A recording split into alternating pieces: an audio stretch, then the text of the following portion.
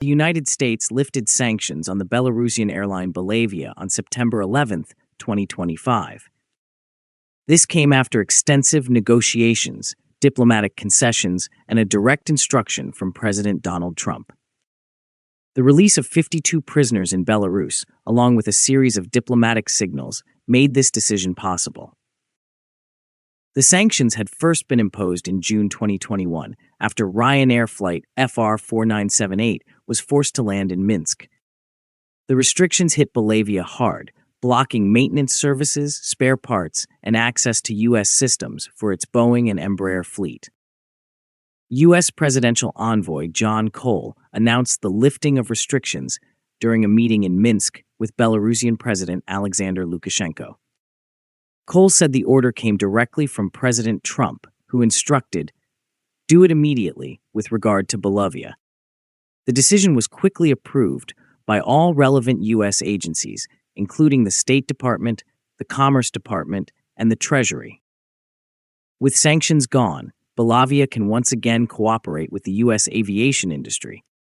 The airline now has access to genuine spare parts, engines, updated software, and certified maintenance services. Its fleet includes Boeing 737s, Embraer 195s, and one Airbus A330. During his talks with John Cole, Lukashenko highlighted the economy as the main area of cooperation. He said, "I think you have interests in Belarus, and through Belarus, to Russia, in the economic sphere. Naturally, we also have a strong interest in your global economy." One potential area of cooperation is the purchase of new Boeing aircraft by Russian Airlines through Belarus as an intermediary. This would only be possible if U.S. regulators and lessors allowed it, requiring complex legal and ownership arrangements. The success of this approach depends on political will in Washington, as well as Belarus's ability to withstand pressure if sanctions are bypassed. The constant risk of sanctions being reimposed means the strategy must remain flexible and closely monitored. Belavia must also expand and modernize its fleet. The airline currently operates about 14 aircraft, with an average age of 11 years. Among them are two Boeing 737s built in the 1990s.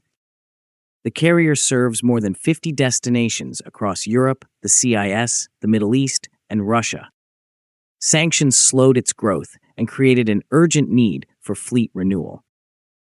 In August, the Montenegrin company Melon Aero offered a proposal to the Russian Ministry of Transport. The plan suggested transferring idle Airbus A320 and A321neo aircraft from S7 Airlines to carriers in Egypt and the Philippines to expand flights to Russian cities. The ministry and S7 rejected the plan, calling it unreliable. Later, Melon Aero proposed that these aircraft be transferred instead to Belarus's national airline. The idea was formally submitted to President Lukashenko's office. Melon Aero's president, Oleg Evdokimov, explained that S7 Airlines has several modern Airbus A321neos grounded since 2022 due to unresolved engine issues.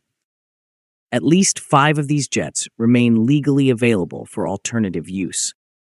To transfer them to Belavia, the aircraft would need re-registration and repairs at Pratt & Whitney's global maintenance centers. Evdokimov added that insurers, lessors, and Russian partners could cooperate to solve maintenance and financial issues.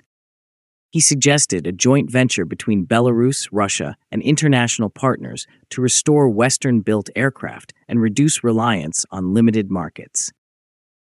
He argued that this would bring technical, economic, and diplomatic benefits. Belarus could become a neutral aviation hub and logistics center, strengthening its regional role.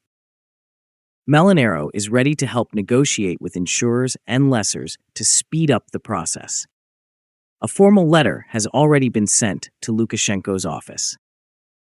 The lifting of U.S. sanctions on Belavia is more than just a technical step. It is also a political signal.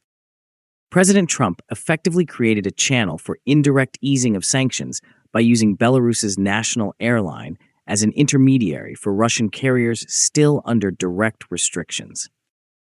This suggests a U.S. openness to dialogue and possibly even negotiations on direct flights to America. Belavia has not announced such routes yet. But with sanctions gone, transatlantic flights could become possible. One option would be wet leasing, where Belavia provides aircraft and crews to Russian airlines for flights to the United States. Regulators would closely monitor this arrangement, but it would not break direct sanctions. Aviation analyst Andrei Velichko noted that using Belavia as a proxy for Russian airlines will be watched very carefully. He also pointed out that European airspace is closed to Belavia, making long detours costly. For this reason, the more likely outcome is Belarus serving as a service and supply hub for Russian aircraft of Western origin. In this way, Belavia could become a strategic player in regional aviation, not only as a national carrier, but as part of a new cooperation model shaped by sanctions and politics. This shows how aviation, diplomacy, and political will can come together to ease tensions and create new opportunities for Russia, Belarus, and the region. If you like this video, please like, share, and subscribe. Also, please take our channel membership, which is very affordable, to encourage us.